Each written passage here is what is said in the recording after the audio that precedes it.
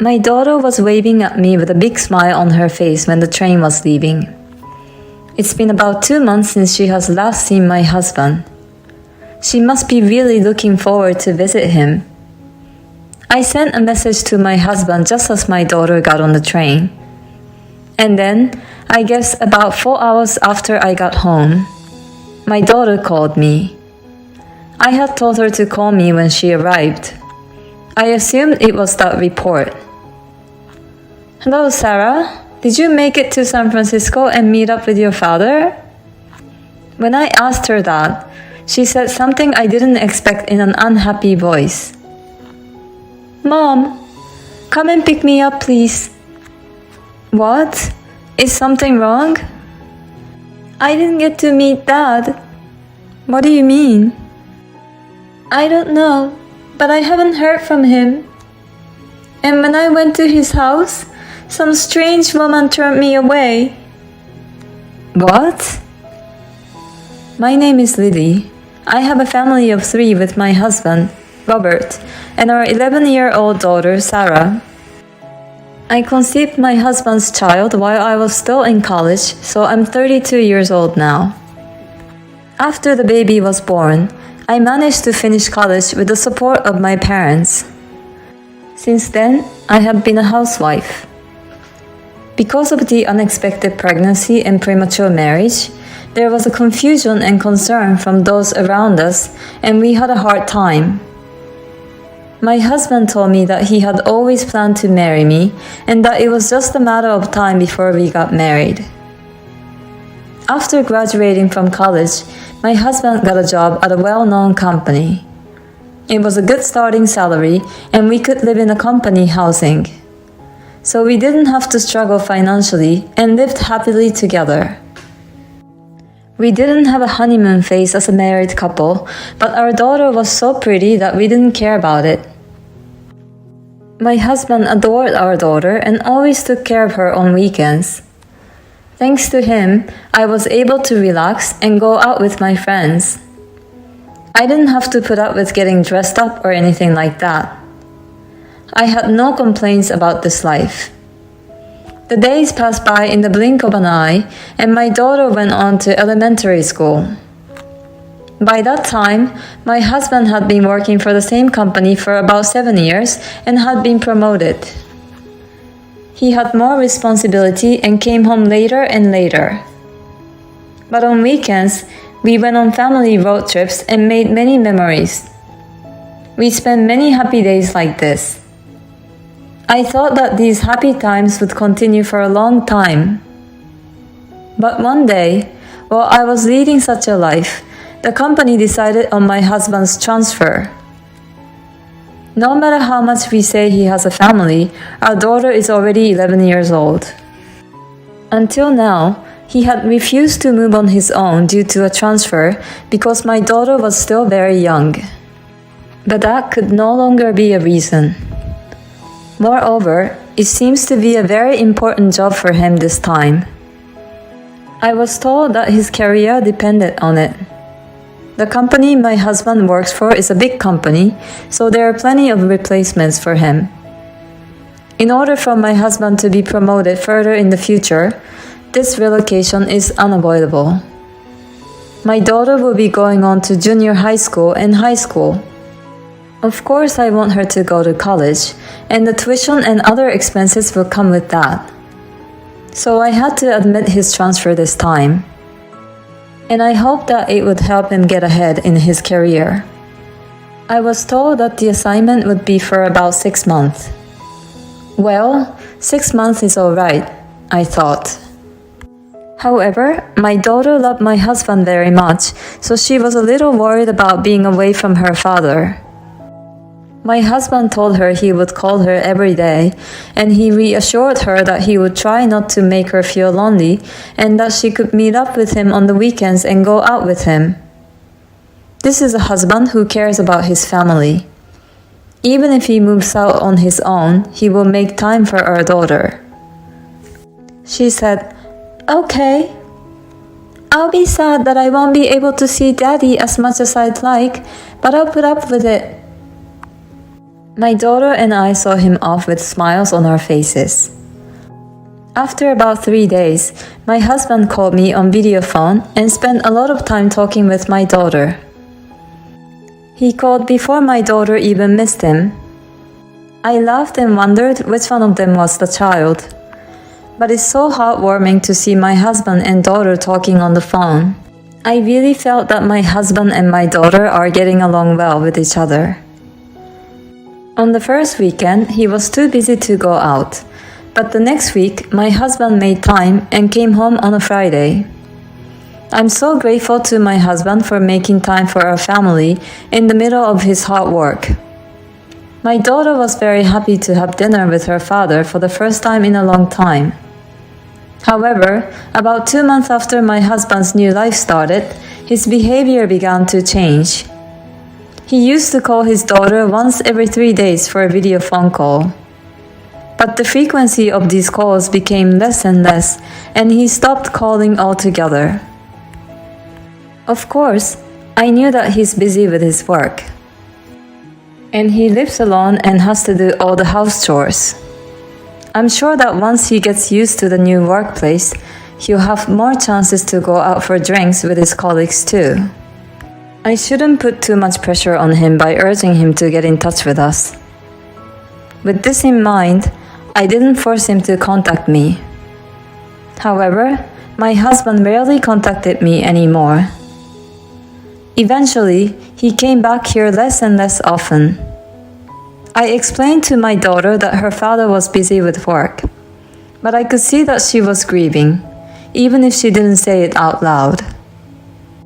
This was not a good situation.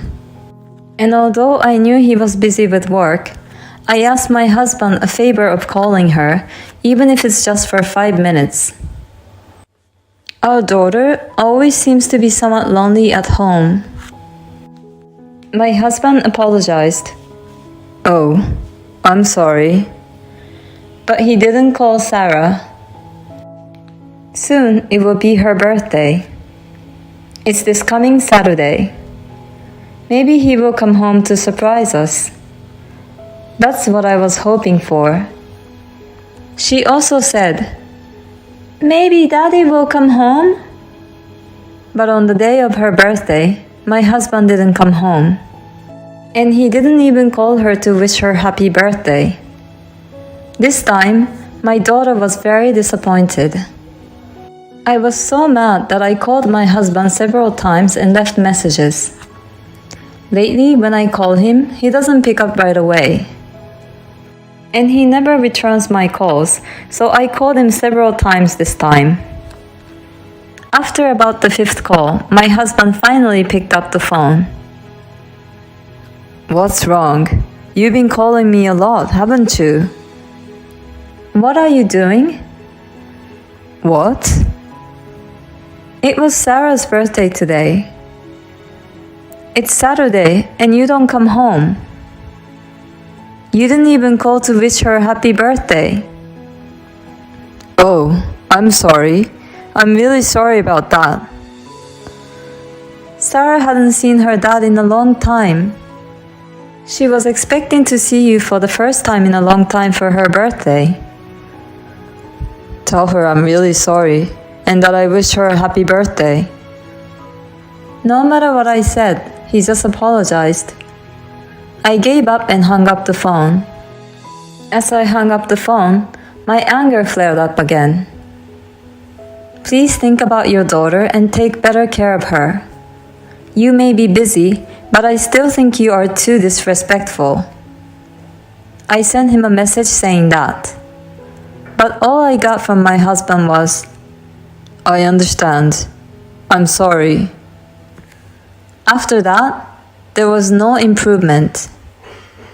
Then another month passed and my daughter went on summer vacation.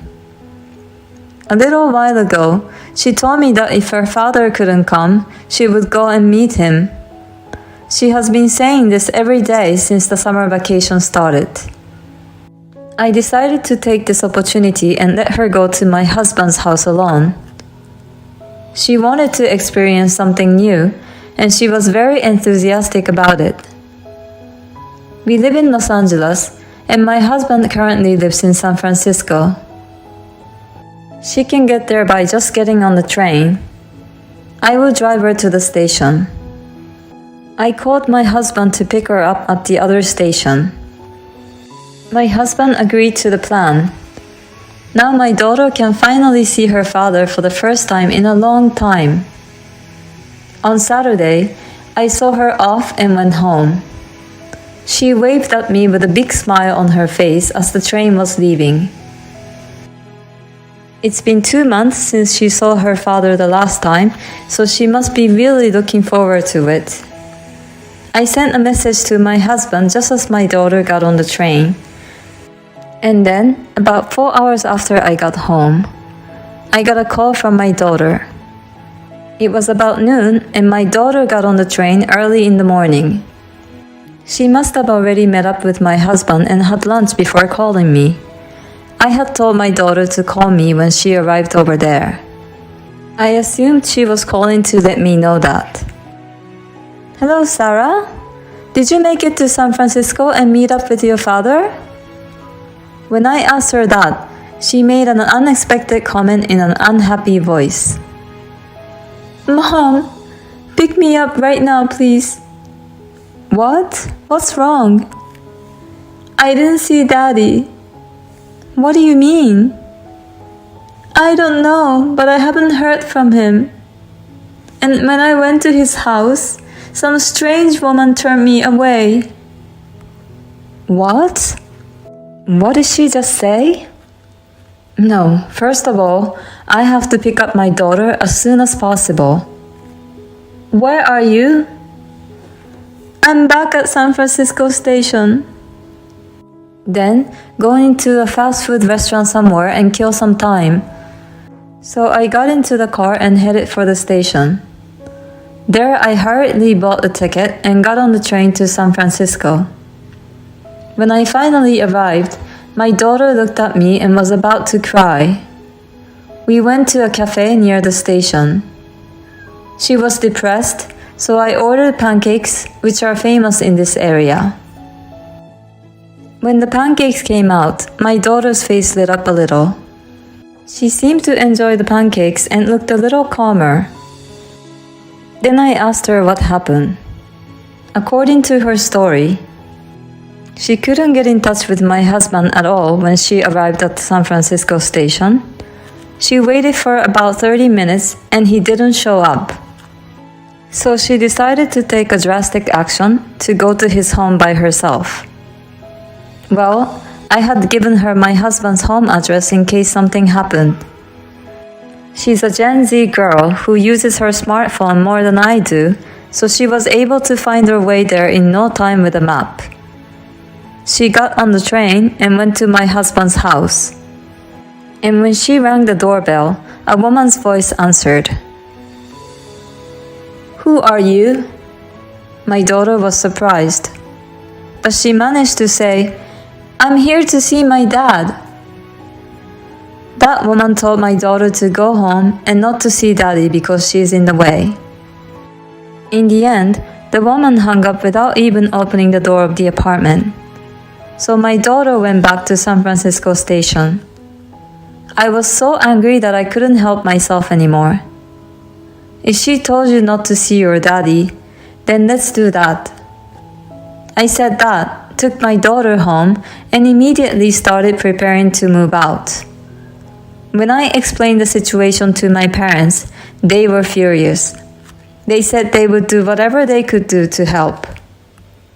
For the time being, my parents let us temporarily live with them until I found a job. My husband called me and said, I didn't see Sarah at the station. Did something happen? I guess his adulterous woman didn't tell my husband that she turned his daughter away. No, because there was no word from my husband on my daughter's phone when I went to pick her up. I doubt my husband even went to the station. I was dumbfounded and decided to let it slide anyway. Sarah got sick on the way there and had to turn around. I replied that I had just finished at the hospital and that I was sorry I couldn't call him. My husband replied, I see. I understand. I ended the exchange by replying that I would call again if anything else happened. I was pissed off because it was so obvious that he was just pretending to be worried about me. Well, this guy is going to hell, so I'll leave him alone for now. After that, I was ready to punish my husband. I first sent his belongings to his address. Then I received the results of the investigation I had ordered from the detective agency a while ago. I sent the proof of the affair, along with a content certified letter to my husband's workplace. A few days later, everything must have arrived. My husband called me like a demon. Oh, hey, what are you doing? Huh? What? I just thought I'll let you all know what you've been up to. You gotta be kidding me. We're in the middle of a big problem here. Of course it is. That's what I was trying to do. And I can't believe you're sending me my belongings to here. I don't need your stuff, and I don't pay rent anymore. What? Sarah and I moved out of that apartment. Oh, you left that rental apartment? When did you leave? About a month ago. What? Then no one lived there for a month, and we still had to pay the rent. Well, that's true, but it's in your name, so it's none of my business. No. You're about to be 2 months behind on your rent, and you're about to get evicted. Is that why I've been getting calls from an unknown number lately? I mean, we'll be in trouble if we lose that apartment. Why don't you just continue to live in San Francisco? You sent a content certified letter to the company. I'm in big trouble because they found out about my affair. They're going to call a replacement from headquarters right now and move me back to Los Angeles. So if you send me all this stuff, it would be hard for me to go back to Los Angeles. And it's even worse that I don't have a home there. I almost laughed because the plan worked better than I thought it would. But then I calmed my happy mood and said, You've hurt Sarah and me so much that you're going to have to pay the price. And it's not over yet. I'm going to demand a divorce, and I'm going to demand alimony and child support. Oh, no. Let's just go through the lawyers and get this over with. I said that and hung up the phone. After that, I hired a lawyer and everything proceeded as I had declared. The divorce was finalized without incident and alimony was claimed against my ex-husband and the adulterer. I also asked for the child support from my ex-husband. My ex-husband had the unprecedented incident of returning from a transfer because of the affair. He became the target of laughter within the company. Female employees gave him a mean look. Of course, he can no longer expect to get promoted in the company. But he can't quit because he has to pay alimony and child support. He must feel ashamed of himself.